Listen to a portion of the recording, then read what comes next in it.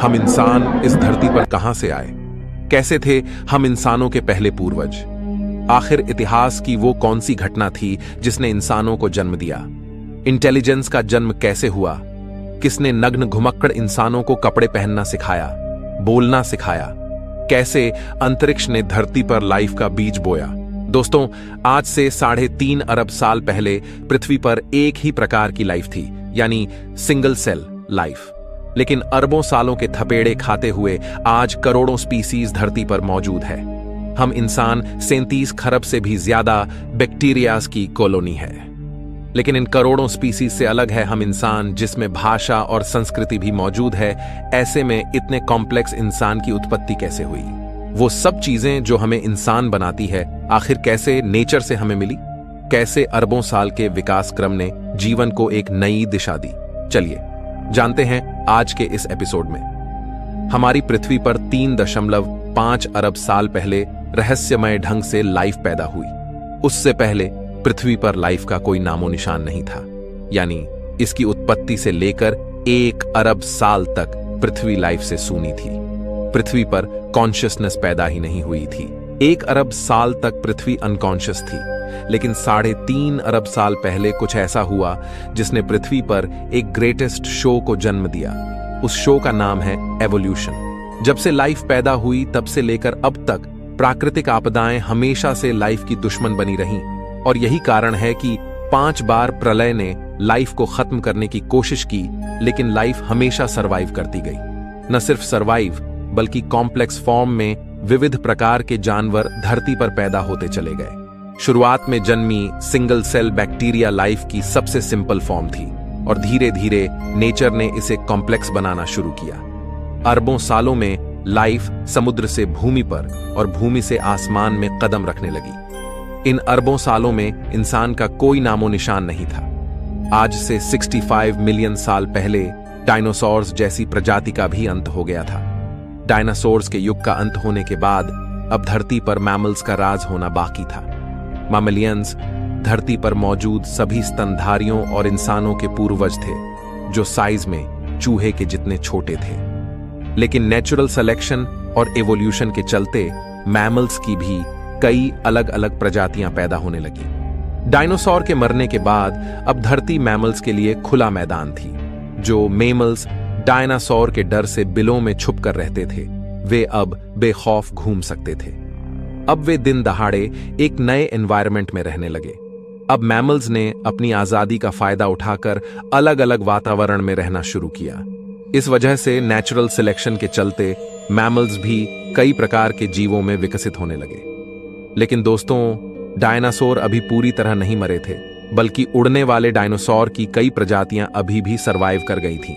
पर बदलते मौसम और वातावरण की वजह से वे भी धीरे धीरे बर्ड्स में इवॉल्व करने लगे।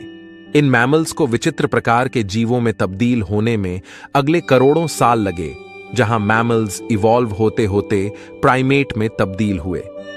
इन्हीं प्राइमेट्स से आगे चलकर इंसान की उत्पत्ति होनी थी। आमतौर पर हम प्राकृतिक घटनाओं से डरते हैं, लेकिन आज से 70 लाख साल पहले एक ऐसी प्राकृतिक घटना हुई जिसके लिए हम प्रकृति के शुक्रगुजार हैं, क्योंकि आइस एज की उस घटना ने इन प्राइमेट को मजबूर किया अपने पैरों पर खड़े होने के लिए। यह पहला कदम था इंसान की उत्पत्ति की ओर। इसी के साथ उस समय अफ्रीका में पैदा हुए ऊंचे ऊंचे पहाड़ों की वजह से अफ्रीका के उमस भरे जंगल धीरे धीरे सूखे और ठंडे पड़ने लगे। ऐसे में पेड़ों पर कूदने फांदने वाले प्राइमेट्स के लिए एक बड़ी परेशानी हो गई। अब बड़े पेड़ों की तादाद कम होने लगी और उनकी जगह घास ने ले ली। अब नेचर के इस खेल ने इन प्राइमेट को मजबूर किया कि वे 2 पैरों पर चले, ताकि वे दूर तक देख पाएं और खाने की तलाश कर पाएं। दोस्तों, इस वजह से जो प्रजाति बंदरों से अलग हुई वो थी होमिनिड्स। यहां से नेचर ने इंसानियत का बीज बोना शुरू कर दिया था, लेकिन इसकी फसल उगने में अगले 70 लाख साल बाकी थे। होमिनिड्स के अलग होने पर सबसे पहले इवॉल्व होने वाली स्पीसीज का नाम था सहेलांथ्रोपस। इन्हें देखकर बंदरों जैसी ही फीलिंग आती थी, लेकिन बदलते एनवायरनमेंट ने इस फीलिंग को भी बदल दिया। अगले कई मिलियन सालों में सहेलांथ्रोपस पेड़ की शाखाओं की तरह अलग अलग ब्रांचेस में इवॉल्व हुए, जैसे आर्डिपिथेक्स, ऑस्ट्रेलोपिथेक्स, पेरांथ्रोप्स और अंत में फाइनली होमो, जो लगभग 24 लाख साल पहले उत्पन्न हुए थे। पर इन मिलियन सालों के विकास क्रम में जीवन के इस पेड़ की बाकी सभी शाखाएं टूट गई यानी एक्सटिंक्ट हो गई, और बची एक शाखा यानी होमो, यानी जिससे हम निकलने वाले थे। समय के साथ इनका दिमाग भी बड़ा हो रहा था। 30 लाख साल पहले ऑस्ट्रेलोपिथेकस ही इंसानों की वो पहली स्पीसीज थी जिसने पत्थरों को काटकर हथियार की तरह इस्तेमाल करना सीखा। इसी वजह से ये शिकार में काफी होशियार थे। मांस खाने की वजह से इन्हें सभी न्यूट्रिएंट्स की पूर्ति होने लगी, और यह एक मुख्य कारण बना इनकी इंटेलिजेंस के बढ़ने का, क्योंकि अब इनके दिमाग का साइज बढ़ने लगा।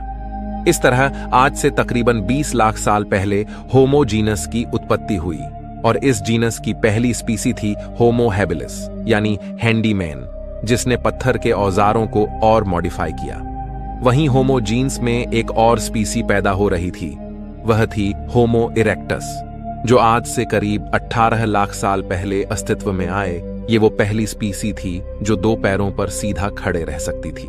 अपने पैरों पर खड़े होकर इसी स्पीसी ने नेचर की जिम्मेदारी को संभाला, और इन्होंने सबसे पहले आग को कंट्रोल करना सीखा। यानी हम कह सकते हैं कि आग का आविष्कार आज से 18 लाख साल पहले हुआ। लेकिन अपने आप आग की खोज कैसे हुई? दोस्तों, वैज्ञानिकों के अनुसार यह संभव हो सकता है कि प्राकृतिक घटनाओं जैसे बिजली कड़कना या सामान्य घटनाएं जैसे चकमक पत्थर का नेचुरली आपस में टकराना, जिसे देखकर एक क्यूरियोसिटी जगे कि आखिर ये नई चीज क्या है। अब दिमाग तो इनका बढ़ ही रहा था, ऐसे में क्यूरियोसिटी भी बढ़ रही थी। होमो इरेक्टस और अन्य प्रजातियों को जानवरों का शिकार करना या उससे बचने के लिए एक नई चीज मिल गई थी, वो थी आग। जानवर जो आग से डरते हैं, और इसके प्रयोग से होमो इरेक्टस को एक एडवांटेज मिला कि वो आग का प्रयोग कर खाना भी पका सकता है और जानवरों को भगा सकता है। पके हुए मांस को खाने से उनका शरीर उसे सही से पचा सकता था। इस वजह से इनका दिमाग और अधिक विकसित होने लगा। अब यही ट्रेंड बाकी होमो स्पीसीज ने भी कॉपी कर लिया और उसे यूज लेने लगे, जिससे बाकी इंसानों की स्पीसी का भी दिमाग विकसित होने लगा। इस तरह इवोल्यूशन के चमत्कार से 3 लाख साल पहले 2 सबसे बुद्धिमान स्पीसीज पैदा होती है, यानी होमो निएंडरथलेंसिस और होमो सेपियंस। आज से 1 लाख साल पहले इस समय इंसानों की स्पीसीज ने एक बड़ा फैसला लिया। ये अब तक साउथ अफ्रीका में मौजूद थे। ये वहां से माइग्रेट कर धरती के अलग अलग इलाकों पर जाकर बसने लगे। नए इलाकों में जाने पर इनके सामने नए चैलेंजेस आए, नई क्लाइमेट कंडीशन और खुखार जानवर। अब अपने सर्वाइवल के लिए इन्होंने दिमाग लगाया और नए विकसित हथियार तैयार किए। अब इन हथियारों की वजह से ये शिकार को काट सकते थे और दूर दूर तक ले जा सकते थे। इस समय कुछ और नए चैलेंजेस सामने आते हैं, जैसे हिरन जैसे जीवों का शिकार करना, जिसके लिए एक साथ मिलकर काम करने की जरूरत थी। और इस तरह टीम वर्क में काम करने के लिए एक नए आविष्कार की जरूरत थी, वो थी भाषा। एक दूसरे से कम्युनिकेट करना, और यह भाषा की शुरुआत हुई इशारों से, अलग अलग सिग्नेचर से। यह भाषा की शुरुआत थी जिसे प्रोटो लैंग्वेज कहा जाता है। अब लैंग्वेज जैसी एक नई चीज आने से इन ह्यूमंस ने उसका खूब प्रयोग करना शुरू किया। वहीं लैंग्वेज के और कॉम्प्लेक्स बनने का कारण था ह्यूमंस के बीच इंटरेक्शन, आपस में होने वाले कॉम्प्लेक्स इंटरेक्शन और डिटेल में चीजों को एक्सप्लेन करने के लिए धीरे धीरे लैंग्वेज इवॉल्व होने लगी। अब इंसान की शरीर की ऊर्जा दिमाग पर अधिक खर्च होने लगी, जिससे इवोल्यूशन दिमाग का हुआ। लैंग्वेज की वजह से ब्रेन के कॉग्निटिव पार्ट ने ग्रो किया। दोस्तों, हो सकता है कि लैंग्वेज की वजह से चुगली करने का आविष्कार भी फीमेल्स ने उसी समय किया होगा। लेकिन दोस्तों, अब तक जो ह्यूमन स्पीसीज नग्न घूमती थीं, आखिर ऐसा क्या हुआ जिस वजह से उन्होंने कपड़े पहनना सीखा? वैज्ञानिकों के अनुसार हमारे प्राचीन इंसानी पूर्वजों के शरीर पर बाल अधिक हुआ करते थे, लेकिन धीरे धीरे उनके फर लूज होने लगे। अब क्लाइमेट चेंज होने की वजह से और माइग्रेशन के कारण ठंडे इलाकों में रहने की वजह से इंसानों ने अपने स्टोन टूल्स का प्रयोग करके, वैज्ञानिकों के अनुसार आज से 1,70,000 साल पहले इंसानों ने कपड़ों का आविष्कार किया। अब इंसानों की स्पीसीज में होमो निएंडरथैल्स और होमो सेपियंस ही बची थीं और वे आइस एज के बर्फीले युग से गुजर रही थीं। और फ्रेंड्स, इस तरह लगातार डेवलप होते होते आज से 30,000 साल पहले होमो सेपियंस और होमो निएंडरथैल्स में से एक ही स्पीसीज सरवाइव कर पाई। वो थी हम इंसान, यानी होमो सेपियंस। और वैज्ञानिक पूरी तरह से नहीं जानते कि आखिर क्यों और कैसे होमो निएंडरथैलेंसिस विलुप्त हुए। इस वक्त तक आइस एज का युग जारी था, जो आज से 10,000 साल पहले जाके खत्म हुआ। लेकिन मॉडर्न ह्यूमंस किसी तरह हिम युग की कड़कती ठंड को सरवाइव कर गए, पर इधर उधर घूमते रहने की वजह से अब उनके लिए खाने की समस्या होने लगी। इसलिए आज से 10,000 साल पहले एग्रीकल्चर यानी खेती की शुरुआत हुई और अब ह्यूमंस के पास अपनी जिंदगी में काफी फ्री टाइम मिलने लगा, क्योंकि उनकी बेसिक नीड पूरी होने लगी। फिर खाली दिमाग बना शैतान का घर, और हमारे शैतानी दिमाग ने खाली टाइम में कई चीजों का आविष्कार किया, जैसे कि खाने को स्टोर करने के लिए गड्ढे बनाए, जिसके लिए स्पिनिंग व्हील बनाया गया। अब इंसानों के पास रात में खाली टाइम मिलता था, जहां वो अपनी वाइफ या गर्लफ्रेंड से लड़ने के बाद रात के आसमान को निहारने लगे। और आज से 2,500 साल पहले एस्ट्रोनॉमी का विकास हुआ।